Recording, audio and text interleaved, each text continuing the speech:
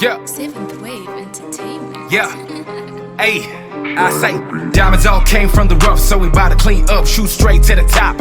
I said I'm back on my cardio, chasing the dream like a sniper, shooting my shot. And when it's my time, can't nobody stop me or take them batteries out of my clock. Told myself I ain't pulling no strings. You gon' see a young nigga pull up his socks, cause I'ma be a star, yeah. Hey, gave it all blood, sweat, tears, now I'ma be a star, yeah.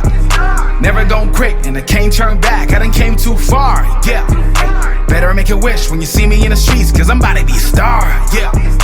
I'ma be a star, yeah. I say, pull up with a microscope when you see me in the streets, cause I'm about to be a star. Came from the dirt, started from scratch, and I earned my stripes. I can show you my scars, I had to get the bars clean. Told Cat he ain't gotta worry about a team. We don't do red flags, but the flow too alarming, and you can't even fall asleep. John chapter 1 verse 6, everybody say church, amen, hallelujah, hold it down with the words. Welcome to the very first, I'm saying very first because, well, there hasn't been anything like this done before, and very exclusive book review. Ntobeko Mafu, who's the author of the book called Letters to Whoever Needs to Hear This, Notes from Me to You, that being her to you. So we're sitting with her in studio today, going to talk about what's in the book, why she wrote the book. You know, did she get hurt? Did something inspire her to write a book? Was it from a bad place? Was it from a good place? I don't know, and that's what I'm here to find out today. But before we get to that, my name is Penny Dooley, and I'm going to be chatting to her, so you can know why. Ntobeko. I'm saying Ntobeko because, well, my name is Ntobeko, right? So I'm getting a little bit confused today. Ntobeko, how are you doing? I'm good, how are you? I'm gorgeous. Yes, I can see. Yeah. You're gorgeous yourself. Thank you. Such as the book that you wrote, it's so cleansing, it's so pure. Why write the book? The reason why I wrote the book is because I know pain. I know what it's like to feel misplaced and hurt and feel like you don't really fit in anywhere. Yeah. And I feel like a lot of people go through that, and I feel like you don't get taught these things in school. You don't. You really don't, and I feel like it should be something that is taught in school, like how to control your emotions, how to know what to do, and how to deal with stuff. Yes, how to deal with things. I wrote the book to raise awareness about emotional problems. So let's raise awareness. Before we raise awareness about the book, let us be aware of you. Okay. Who is Ntobeko Mafu? I need to know who is she, where is she from, how old is she, you know, is she married? I'll take that as a no. But tell us about yourself before you tell us about the book. Okay, my name is Ntobeko Mafu, as you said. I'm 20 years old. Oh, yeah. You're very young. Yes. Very, very young. That's a good thing though. I'm a student. I'm a student at DUT. What do you study there? Human Resources Management. I'm So in my HR. final year, yes. So you fire and hire people. Yes. Alright. Yes. And I own my own business. I have a poultry farm. Tell me about that. It was established in 2019. How old were you then? I was 2019. I was 18. Child.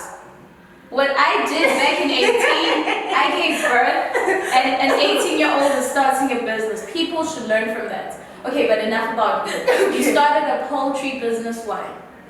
Because I had to get money into the house. I mean, okay. That was my motivation for the business. Yeah. Because my father had just died, and there's no money rolling in. Oh yeah. So I had to start something, and I just recently registered at school. So I took my NSFAS money, and I was like, okay, no, let me start something. This is what you're gonna do with it. Sustain me. Yeah. So still talking about NSFAS, a lot of students I know who are friends of mine. You know, they decide to do and buy a lot of unnecessary things that won't have a positive outcome in the long run, because apparently you have to pay it back, right? I'm not sure what the situation is right now. Yeah. But you pay it back, you don't. Yeah. But Anyway, the point is, I'm really, inspired by the fact that you get like a whole lot of money and then you just decide, what am I going to do with it? What positive outcome is it going to have on me? That shows that you're able to use your mind in a positive way. Okay? So I get where you're coming from and, your background. But it's not background enough. Tell me, where are you from? Where did you grow up? I grew up. Yeah. Okay, you want my life story? Yeah. We have to know you first before we know the book, so we can come to understand the book as to why you wrote it. Okay. Yeah. Growing up, I'm not gonna lie, I had literally almost the best of everything. All like surrounding. That's what I like to hear. Surrounding me all the time. Yeah. I had everything that I needed materialistically. My dad, my mom made sure that whatever I needed financially or clothing or whatever I get, But Dala Waipila is soft life. yeah, now I'm really soft life, Shem. And then reality hits. Yeah. Because I lived with my father. My father raised me. I grew up with him. That's very rare. Yeah. It was after the divorce with him and Uma. I'm sorry. It's okay. It's okay. Yeah. My father was an abuser. My mother was the victim. Every other stepmom was as well. But he was an amazing father. To you. Yeah. As much as I love the truth in it. Yeah. As much as why I was Patanadas Fazan, but to his kids, or me personally. To you. He didn't even lay a hand on me, which is very ironic.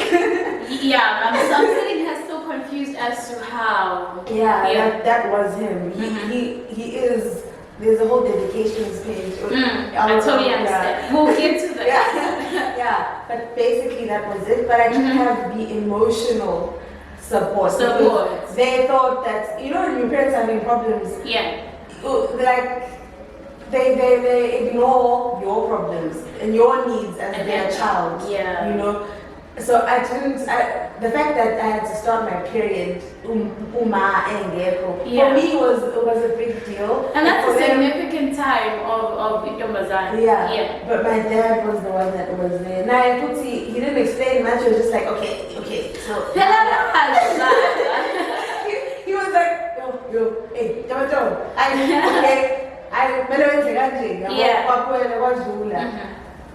It created I was a walking open wound my whole life. Yeah. I couldn't be emotional with other people, even in friendships, even in I understand. Yeah. And that was me, and I felt that was normal. I thought that it was normal. At that time. Yeah. And I felt like I was the weird girl, the one that the odd one out. Weird girls are the best. Weird girls are the best, I'll tell you this now. Because you always get people, who are popular in high school, and you're like, what happened? And then, no shade, no shade whatsoever, no offense. And then you get the weird looked down upon, and they're booming right now, which is what you are doing. You're blooming and booming, of course. So let's get into when was the first time you thought, hey, I should write a book? Okay. Was it an idea? I should write a book. Were you bored? Or were you like, hey, I've got things to say? Or were you like, I'm tired of writing in my diary, maybe I should share it with the world? Where did it start? Okay. My father got sick. Then he had a fall from grace. Yeah. He didn't have money now. Things just... So my life changed completely. Reality hits. Yeah, reality hits. We moved from Hilton to Edendale, where we are now. And he got really sick, extremely sick. Yeah. It came to a point where at the time I just had my child. It came to a point where... You have a baby? Yeah. Oh, that's so cute. I'm just a baby lover. I'm a teen mom. Oh, you are? Yeah. How old? I had him at 16. Oh, I had my baby at 13. I was like a year older. Younger? Yeah. So we partake like a year more than Yeah, but that's also like part of the reason I wrote the book. I know what it feels like to be the black sheep you know. Trust me, I know. Trust me, I know. Yeah. To be the black sheep, but then okay, fine. He has the fall from grace removed. It came to a point where I would wake up in the morning, I would bath my son, bath my father, change my son's diaper, change my father's diaper. It was a lot. Feed my son, feed my dad. Because you're like really young. I was 17 at that time. You're still trying to find, how do I change the diaper? Of my child. How do I be this a mom? little human being? Now I'm a mom to two people. It's not just two people. This is an elderly person, and it's also your father. Yeah. And it's also thinking, you know, of his morals and pride. He had dementia at some point. And he'd be like, hey, you never guess away now. And then he'd try to fight me, but then I'm the only one that was there to help him at the same time. So he kind of had to take it. It was weird for both of us, I think. But you learned. Yeah, I had to adjust. I think you grow up, as much as it's adjusting, as much as adjusting is, you know, adjusting to the situation. But I feel like that adjusting situation is where you grew up. True. Yeah. It was over the course of 7 months. I had to now learn to do groceries on my own. My God, I can't even do groceries. My mom can write me a list of 5 things. I'm still gonna call her. What should I get? You know, and the fact that you did it at 17. I had to. Yeah. Because and at Kaya before we had maids. There's no maids now. I had to do everything. I had to cook. I had to clean. I had never cooked in my life. I had never cooked anything in my life. Yeah. But you know, such a man, I'm a very good cook. Doesn't know. I should taste it first. Okay. Yeah. But then he passed on, and he passed on my son's birthday. You lied. He had said the previous week he was like, and I said, what do you mean by that? What do you mean? I said it in a joke. I go, little did I know that he's actually going to die on my son's birthday.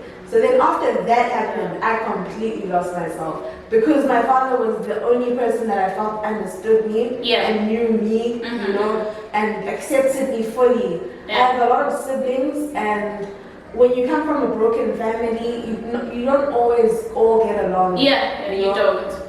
I always felt like I didn't fit in anywhere except with him, you know. So now that you've lost this part, my world just came crashing down, honestly, and I completely lost myself. The next year, I was supposed to register for varsity. Yeah, I did, and I was a mess. I was a mess. I'd like to apologize to anyone who knew me in 2019.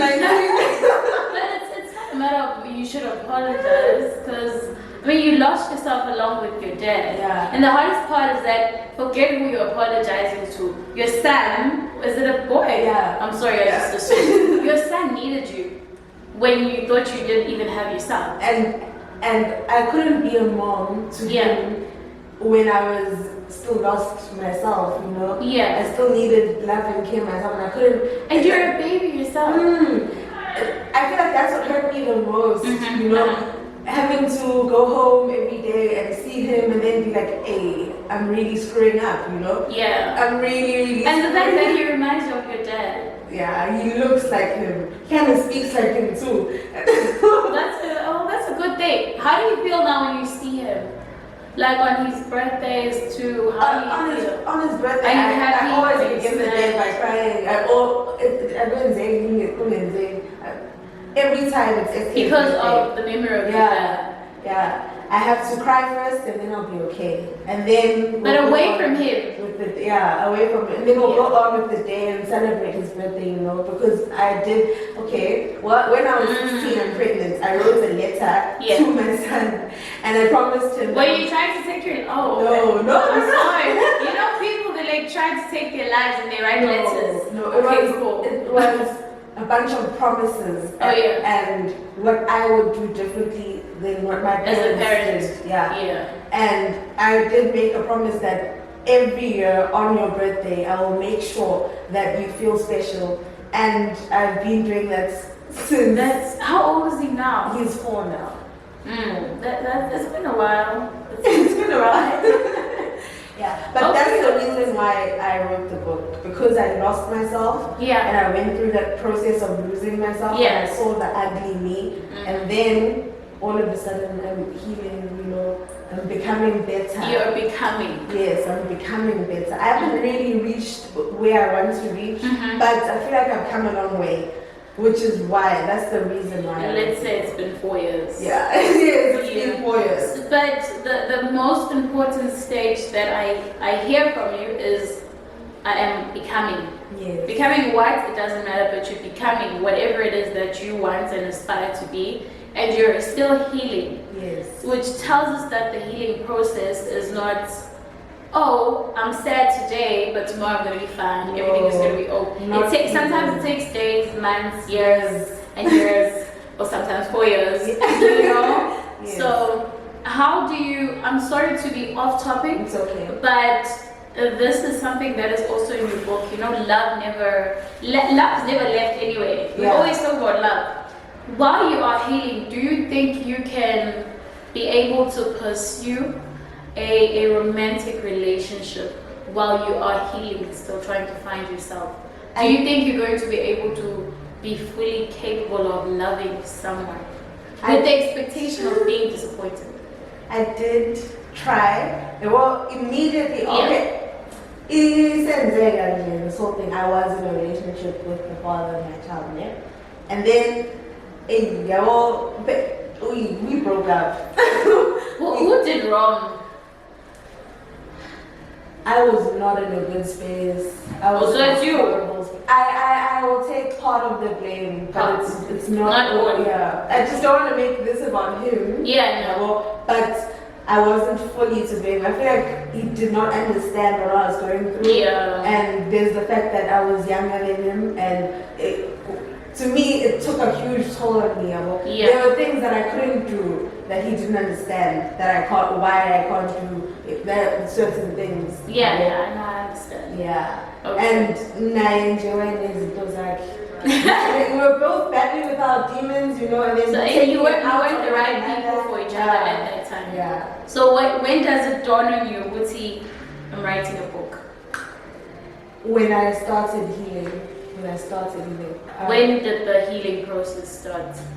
It started after okay, fine. 2019, I had a lot of friends, I had a lot of people around me, a lot was going on.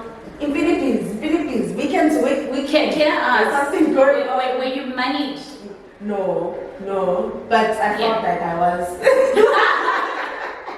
Because a lot of friends, every weekend is busy. I had friends who would make plans. Yeah. They would make a plan. We would be going somewhere, you know. Yeah. We'd always be going somewhere. And then, you know. I think it's the growing up. Yeah. People a lot of things happen. Bad things happen, you know. How bad? Me out, and then at one point my friends left me with a bunch of guys that I don't know. That was when I was like, okay, you know what? I'm making bad decisions. This is it. I'm making bad decisions. So it's dawning on you, no, this is it. Especially Mibek Shia, like, I know. You don't know what's going to happen to me if Shia land and Navan in Nabaz now, Nabaz.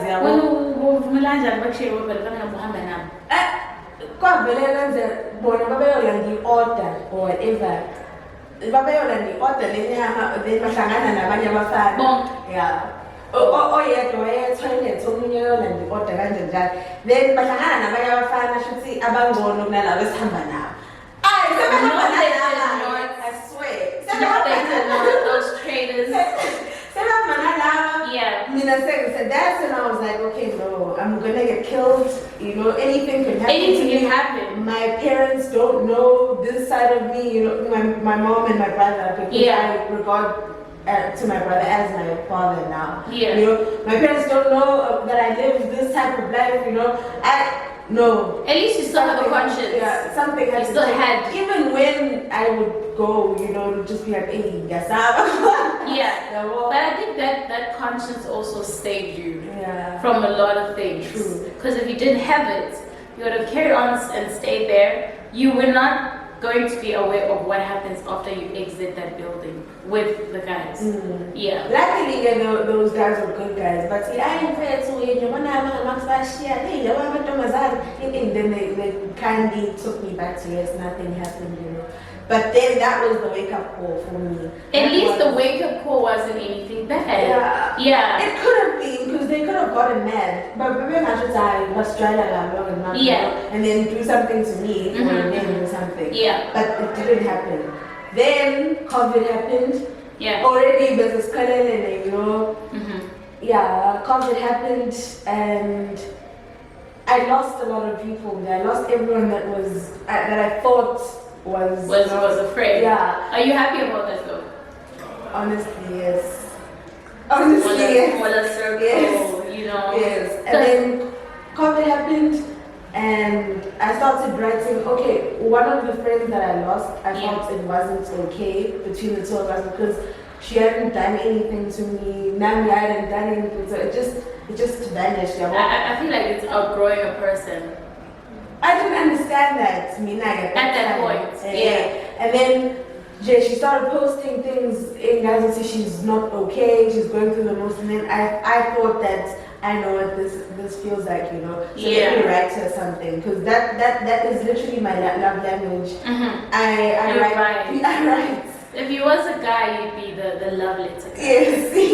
Love Yes. So it started off as me writing these notes to her in order to make her feel better. But then over time, I had and then I included songs because there's a song to listen to before each letter in the book as well. I included songs, like a dedication, for them to understand. Because music is a universal language. It is. Music speaks to our generation more than words do. So if someone doesn't understand what I've written, they can at least listen to it through a song. And understand it more. Yes, and understand it more. Wait, so since you are still speaking about friends, before you indulge in the details of the book, I like to measure friends in a very awkward way. Say you're getting married.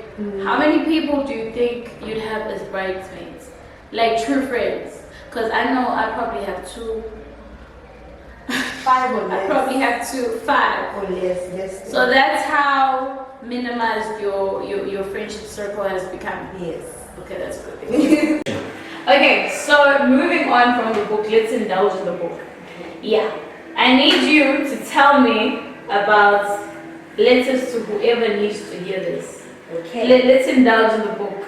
Okay. Tell me about it. The book speaks of healing and growth and building and nurturing your character as well as emotional intellect. Building your emotions and your emotional intelligence. Working on that in order to tackle your goals and dreams in an easier way. Once you understand yourself, you can build yourself. There are 27 letters in this book.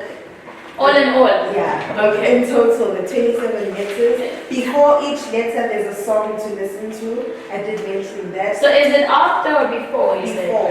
Okay. The titles are Cleanse Your Energy. What page is that? Yeah. Content. Oh, content. Okay. Yeah. Cool. Let me open that. Okay. I've got nails, so it might take some time. Okay, I'm here. Cleanse your energy. Avoid self-destruct. A call to women. Bad days. Significance and sentimental value, 2020, personal testament, teenage pregnancy, we know all that too well. to kids with separated parents, I know that. Perspective, peace, 365 days, judgment, self-talk and thoughts, the importance of appreciation, lighting each other's flames, letting go and forgiving, friendship, inner child, epiphany, forgiving part 2, faith, knowing yourself, influence, you are your own person. Definitely. Yeah, that's why you are yours before you're anyone else. Do you see that? Of course. Purpose and the last letter, one for the readers. I've also included tips on how to write your CV towards the end. I love that. There's tips on how to write a proper critical CV. Information. Yes. Okay. How to create a CV at home. What's the last page? The last page for me is clear. What should 109. Okay, let's. Of purpose. Okay. I'm here. Yeah. List of sites to review your CV to make sure that what you've written is I love accurate. List of sites to use to prepare for interviews. List of sites to use for your career to upload your CV onto. A list of recruitment agencies. It aligns with my HR. Oh yeah, so that's where the HR skills come into play. Okay. Then how to start your own business. Yeah. I love that because you don't get a lot of books that have that kind of information. People will post it online on social media and then take it down. True. I don't know why. And you don't have it constantly. With the book, you have... It's there. Yeah. It is there. So this can potentially... all about empowerment. Yeah, this can potentially help you get a job. Yes. I love it.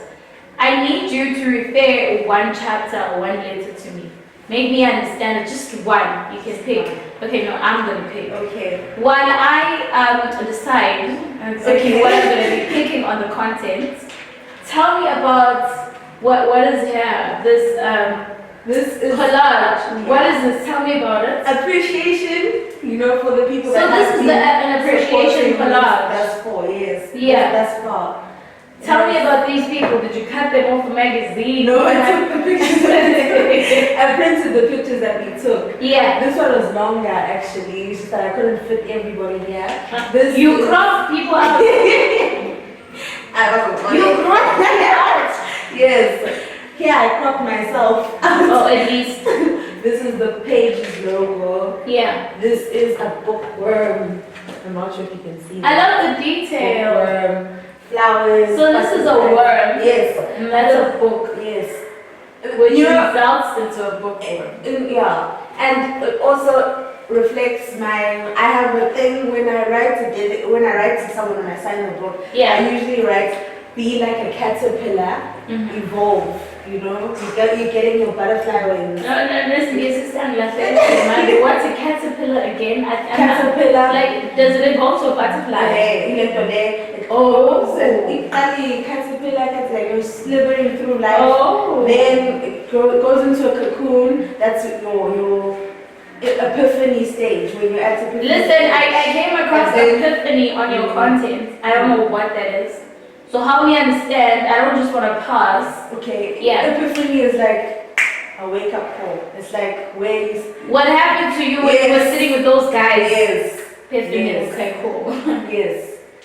Yeah. Then you grow your wings. Now I love it. you are free. So these people are carrying your book. Yes. Who are they? There are people that have bought the book. This actually comes from the first event that I actually showcased my books at. Oh yeah. It was hosted by DUT's Entrepreneurship Center. It's beautiful. So this time you decided to buy my book. Who? From the DUT library. Oh, I won the DUT competition. Yeah. The previous year writing competition. Then when I released the whole of DUT. Yes. Let that be known. Can you tell me that again? I'm putting guess what I'm feeling gosh. I won the competition. Yeah. Oh gosh. That's great. So she was the first to buy a book. Yes. This was the first event. Yes. Who are you standing next to? Miss Ntobeko Mafu. She has been a force in my life, honestly. I would not be franchising my poultry farm if it wasn't for her and the entrepreneurship You center. lie. They give funding, they help you. They help you with everything. They give you training on how to start a business, financial training. Yeah. They do a lot. That's very wise because you get a lot of people who start a business, have the capital, but do not know how to utilize it. Yeah. So this is lovely. Wait, there's a folded picture here. Yes. Oh, okay. So those are more of your customers. Yes. Okay, that's great. At least, how does it feel? You have the support, but how does it feel being supported? It feels amazing, honestly. Not necessarily when a person buys the book. Yeah. It is when they give me feedback, For them to show you that they read it. Yes, to show me that they actually, you actually read it. It means so much to me. Like to hear Omunye gave Omunye obviously, she said, she felt like it was a gentle dose of self-love and mental health. You know, hearing those types of things, and hearing people like actually receiving the message I'm trying to give out means so much to me. So what's important, you know what I love about you is that you did not, this was a test question that you passed. Okay. If you had said, it feels good to be supported, I need more people to buy my books, that would tell me to you it's about the money then. No. It's about the profit, what you're getting back. But you said, no, ngiyabona support but the reading of the book is what's important. I love that. Yes. So, tell me, or refer to me one chapter. Let me see what I have a problem with here. Okay, let me see what I relate most to. Bad days. Let's talk, okay, no. Let's talk about 41. To kids with separated parents. The reason I'm choosing 41 is because that is, what you call this, that was the main reason for you, that got to you to a point of depression somehow. Yeah. So let's talk about 41. Okay. Yeah. 36. And because a lot of black households, I don't want to racialize it, but it is what it is. Yeah, A lot of black households don't have parents together in that same household. You know, so you'd be talking and the cycle keeps on continuing. Yeah. That's it now. Hey, listen, I'm trying to change this. I need a man in my house.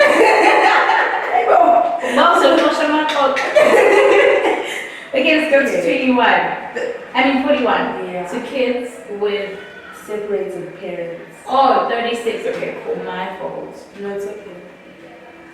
Let's start. But I told you I've got nails, so it might take some time to get here. Okay, cool. We are here.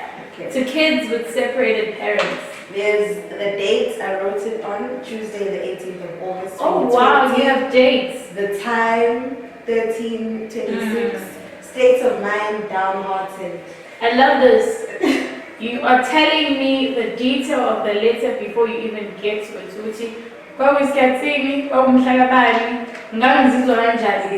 Okay. Yes. Then the song to listen to is Eminem, Mockingbird. Specifically the lyrics, I know sometimes things may not always make sense to you right now, but hey, what daddy always tell you, straighten up little soldier, stiffen up that upper lip. What are you crying about? You got me. Now rap that. Okay. I want you to bite your tongue. Okay. So do you want me to read the whole thing? Yes, please. Just this chapter. Okay. Kids with separated parents. Okay. I've got time. Okay. It's not your fault. It's not your fault. It's not your fault. That's like an awareness. Opening line. It's not your fault. Okay. This is quite a sensitive topic for me, but this is not about me. This is for whoever needs to hear this right now. Yeah. Whoever feels that they can relate, this one is for you. We cannot control everything that happens within our lives, and most times it seems that we endure more pain in comparison to the amount of times we experience happiness. A lot of our generation is born into broken homes or situations whereby our parents are not on good terms. Yeah. Did you know that children born into broken families are more likely to commit suicide because they become angry and involve themselves in criminal activity and suffer from addiction? 35% of children of divorce are more likely to have a divorce of their own. Children affected by divorce are 50% more likely to develop health problems, and they're considered to be less pleasant to be around by their peers. I also attached where I got that from. Yeah. I love the reference. Without paying any attention to the statistics, and when looking closely at teenagers who are put under such situations, we can safely conclude that they do struggle, emotionally, mentally, and academically at times. Unfortunately for us, we can't choose family. You can't choose what situation you're born into. You can't be given an option as to whether you have happy, loving, and supportive parents. You can't choose whether they separate or stay together for them. The only thing that we get to choose is our attitudes and reactions towards the situations and circumstances we're put under. Things like these fall under generational patterns that we may need to put an end to ourselves. When you come from a broken home, it's hard, but you are the only one who can make or break yourself. You can make changes and decisions for yourself that could potentially put you in a better place, physically and emotionally, than the one that you were born into. I'm sorry to cut you off from there. Okay. So I hear this, and one of the most important part that I heard was you cannot choose your family. That's the unfortunate part. You cannot choose family. My God, You can't. if I had the chance, I don't want to say, but Shade. do you feel like Shade. if you had a chance, you would choose your family? Give it a chance. How do you choose? Let's say it's possible. No, not little. You change your family or not? Would you take the chance? I don't think that I would, because now at least there's a saying, it's better the devil you know. You're gonna choose someone and then So you don't know them. Yeah. It's okay, no, Yeah. not someone knows on London because you think, oh, this one is pretty, this one looks Nice. nice. They may be nice on the outside, but you don't know what goes on behind closed doors. Yes. I was because you don't know At all. what they're dealing At with. all. You know? I feel like I wouldn't take the chance to Yeah. choose family, because if I had a different family, then I wouldn't be who I am today. True. If I had to continue with my family, I'd keep being stronger, because whether it's a good thing or a bad thing that they are showing me, but it's what building me to become and say, hey, in life this is what I don't want to do because I've learned from them. Yes. Yeah. Okay. So moving on. Okay. Firstly, we need to forgive and understand our parents. We need to understand that whatever situations that place them here, they are with one another. They are with one another and have nothing to do with us, and should not affect us more than necessary. We need to understand that some things are beyond our control, and we can't alter the universe to make it suit our preferences. Therefore, we can't blame ourselves for anything that we have no control over. Do not, I repeat, do not involve yourself in your parents' quarrels. Unless there's a violent attack by one against the other, don't get yourself involved. Do not take sides. In reality, at the end of the day, regardless of whatever, you'll eventually need both of your parents. No matter how things turn out between them, if they both still make an effort to communicate with you, you are not betraying anyone because they are both your parents. Do not become your parents. I love that. I repeat, do not become your parents. Do not absorb your parents' toxic behavior and start doing the same things as they do. Whether in social groups or relationships, this will do you more harm than good. Rather take notice of their toxic ways and try steer away from situations that evoke those emotions and behaviors within you. Find a solid way to deal with your problems. Do not let your home situation make you believe that there's no good in the world. Don't lose your faith in love and people. Don't lose your faith in love and people. Don't let your situation create bitterness within you. I'm sorry, can I just cut you off? Sure. The part where you say do not become your parents, I love it. But how do you not choose your parents? Because let's say you stay with both of them. There's a mom, there's a dad. Ingane ngokuhamba kwesikhathi, and as you're a mom yourself. Yes. Ingane ikhuli bonti. Even if you ubaba mebhede and you don't tell the child about it, but ingane ikhuli bonti nango bhedana. So how do you not choose which side to take when you see who's wrong? Like said, if they both still make an effort with you. With my situation, Baba was a horrible partner. Yeah. But he was a good dad, you know.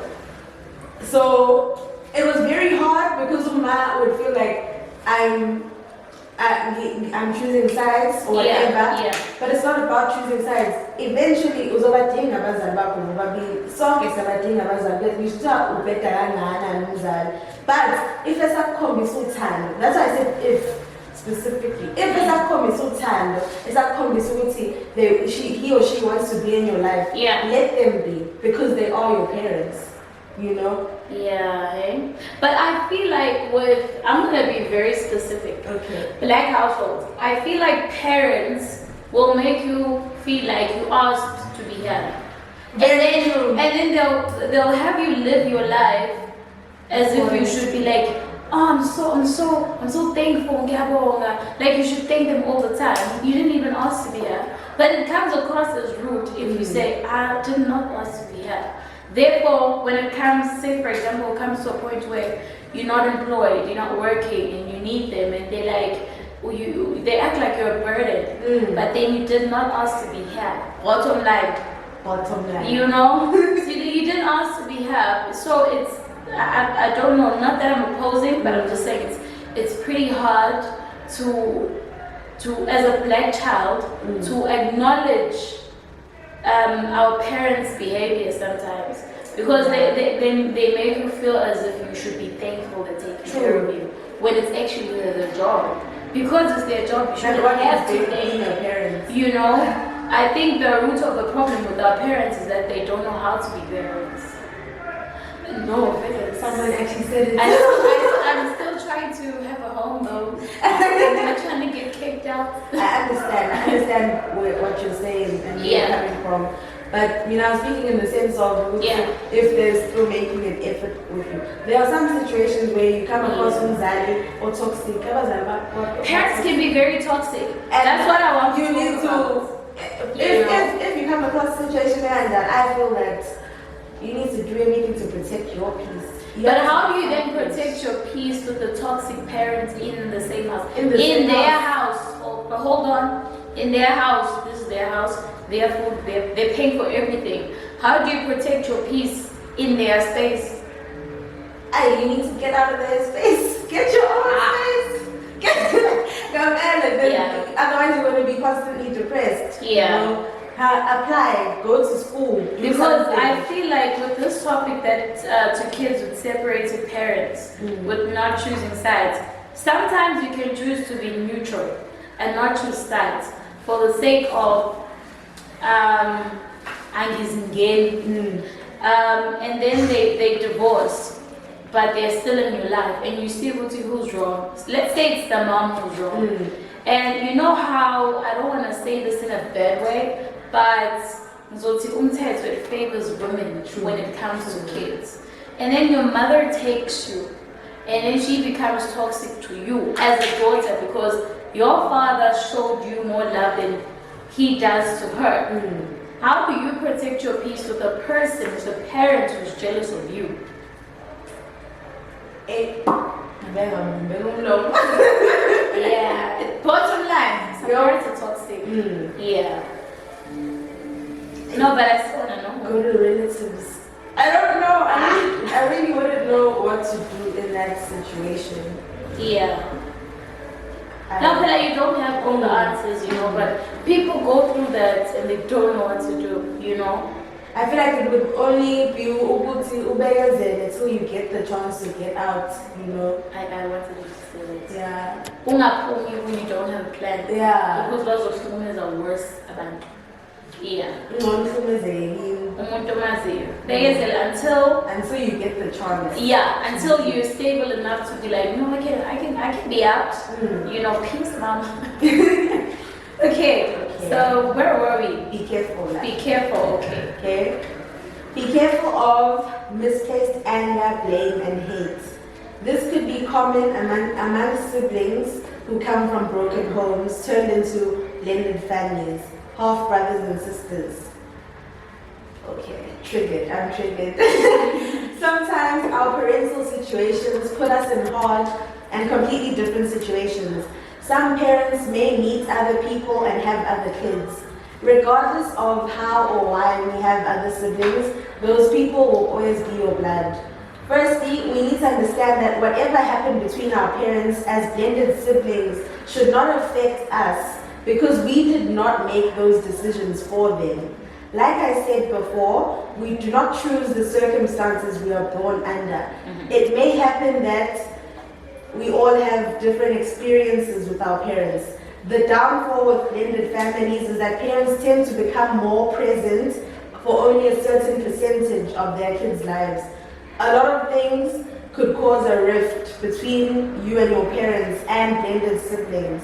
Your own relationships with your parents could negatively affect your relations with your siblings. Anger, resentment, and the blame game are bad for your mental health and your general relations with people. See, regardless of what the situation is between you and your parents, it is not anybody but your parents' fault. We can't blame anyone else for the decisions our parents made for themselves. Whatever unresolved issues you may have, pain you may have endured, and unanswered questions that you may have are not at all insignificant, no. But they're also nobody's fault, and you need to understand this. The reason that you need to understand this is because most individuals live with anger and resentment towards one another over situations their parents put them in. If your parents could not sustain a healthy relationship between themselves, don't let it fall onto you and your siblings. The truth is, there's no greater bond than to have the one of a family. You are not blended by accident. There's a reason why each of you are present. And the relationships that you have with your parents have nothing to do with your relationship as a group, because none of you chose those lives for yourselves.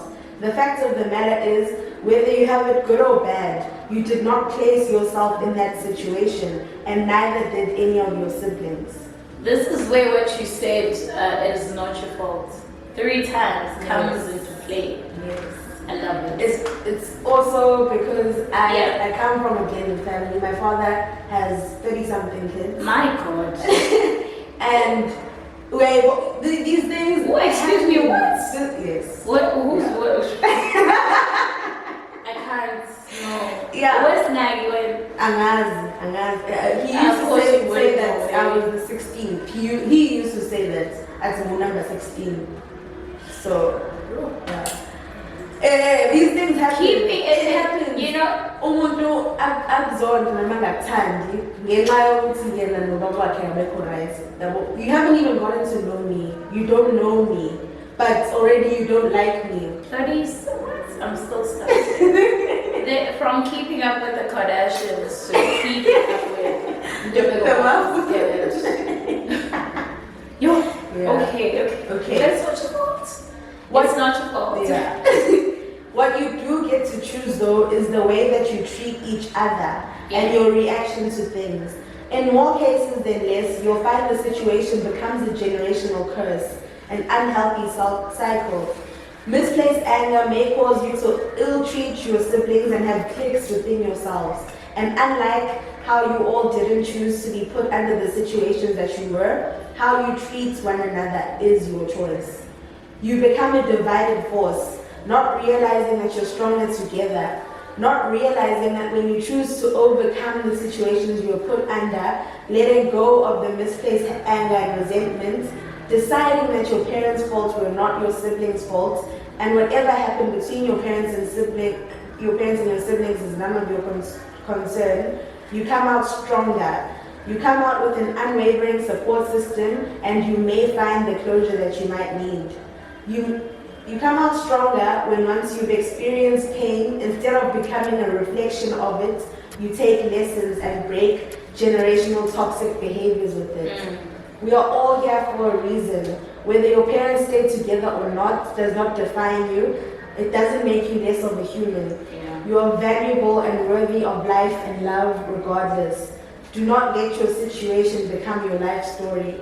Don't let yourself become a statistic. Break generational curses. Live your life on your terms. Embrace your individuality. Let yourself heal. I'm touched.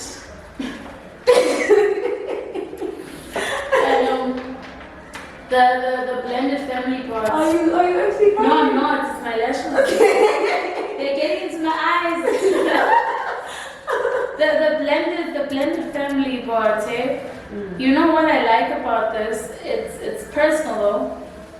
My dad also had kids, but no, there was only 6 of us. So I'd say, there was kids in the family from my dad's side who were bitter towards, because my dad was with my mom, not with their mothers.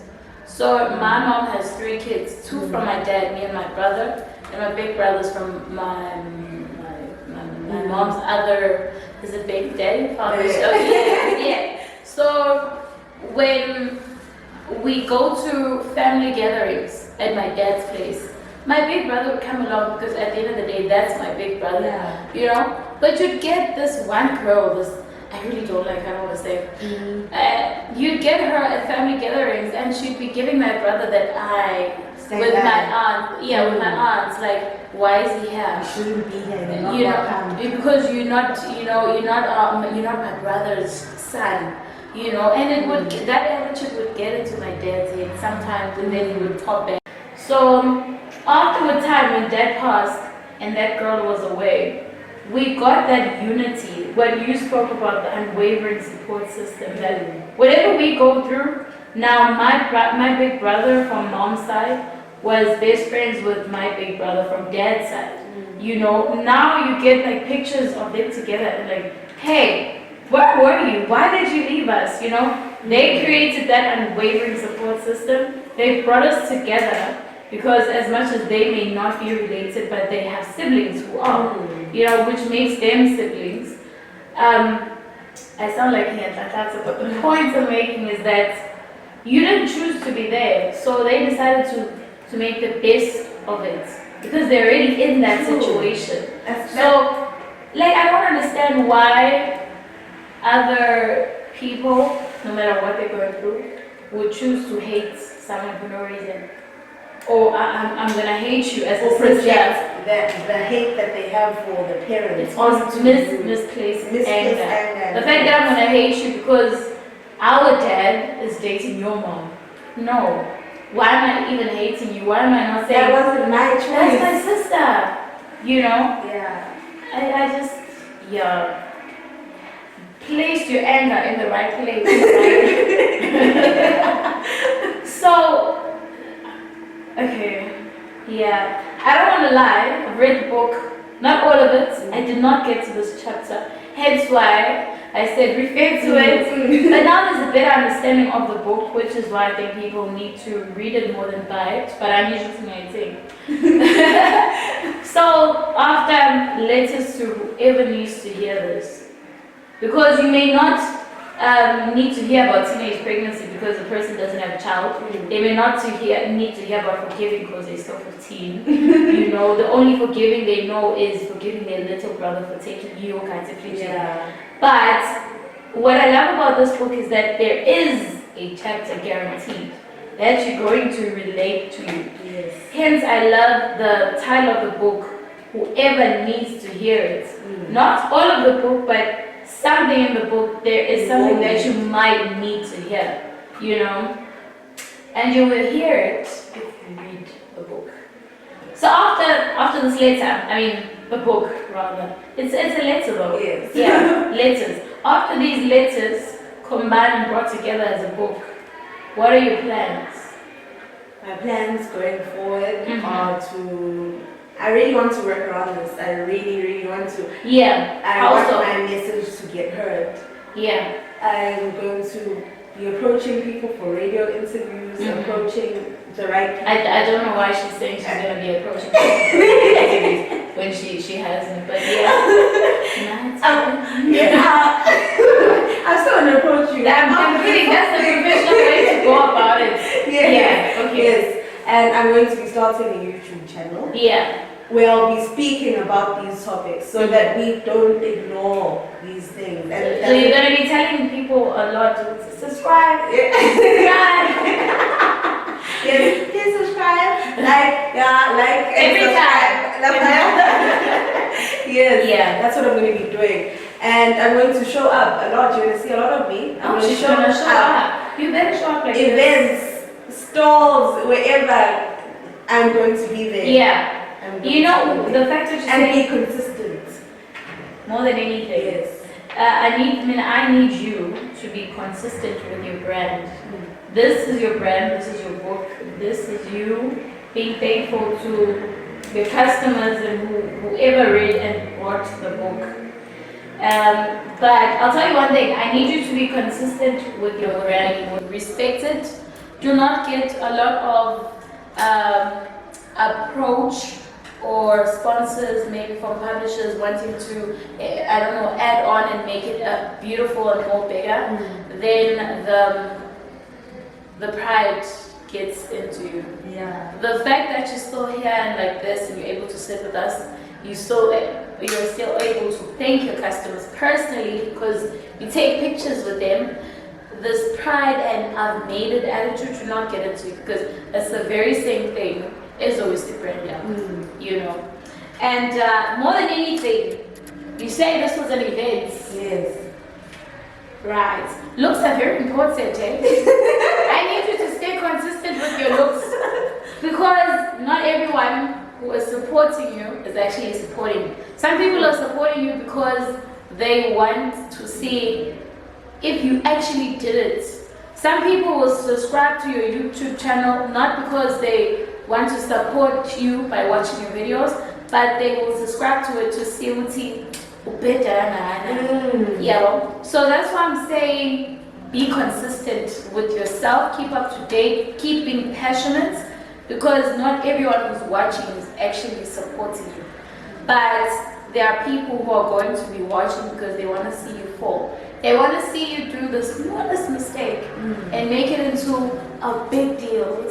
Did you see how she looked? You're fine naturally, damn you are. But do not show up looking like this. As much as it's okay, don't show up looking like that because they'll take that and compare this and be like, but did you see her? They will make that photo of you where you're not looking your best, where you were rushing and it was a hectic day and you just had to get to the event. You know you did your day, right? But somebody's going to say, but did you see how she looked? So I'm saying respect your brand by presenting it well. So any plans? No worries, I'm still here. So any plans? I know you told me about how you're still gonna show up. Is this you telling us, yes, there are plans, but I'm not ready to tell you about it? I don't want to disclose. You know, you never announce. I love that. Your movement. I love that. I think I once said something like, I do not announce plans. I announce results. Yes. So that's what I want to see. All I'm gonna say is stay true. Stay tuned and subscribe to our YouTube channel. Well, that is it from us and the author of Letters to Whoever Needs to Hear This.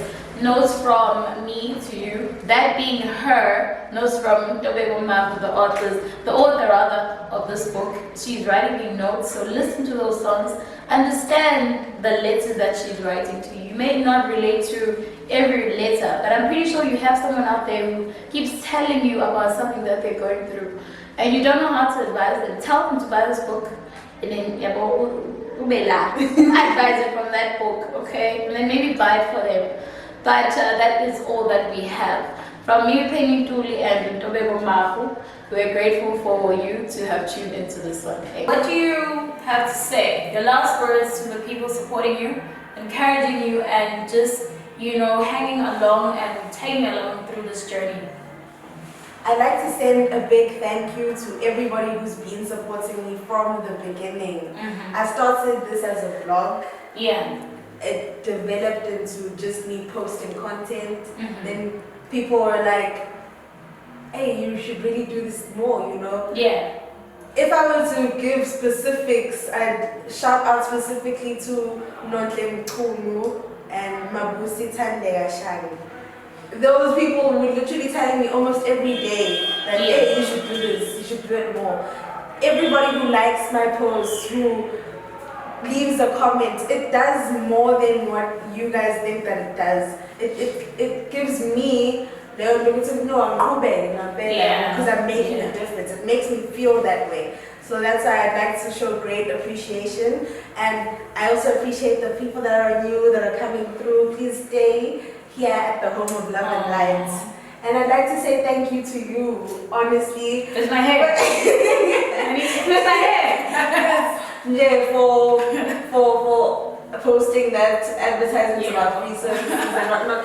Jay, some time. Honestly, it means a whole lot to me. It means way more than and I feel like more than anything, there's nothing I love working with a person who, when you travel that far, because you really paid so much for me to be here. I drove so far only to get here and not be disappointed. I would see this is what she's bringing. There was a whole setup, and I could see it. But now I cannot disappoint when you have gone all the way. You literally just gave me 2% and say, hey, this is 2. Just do your work because I've already done the 98. You went all out.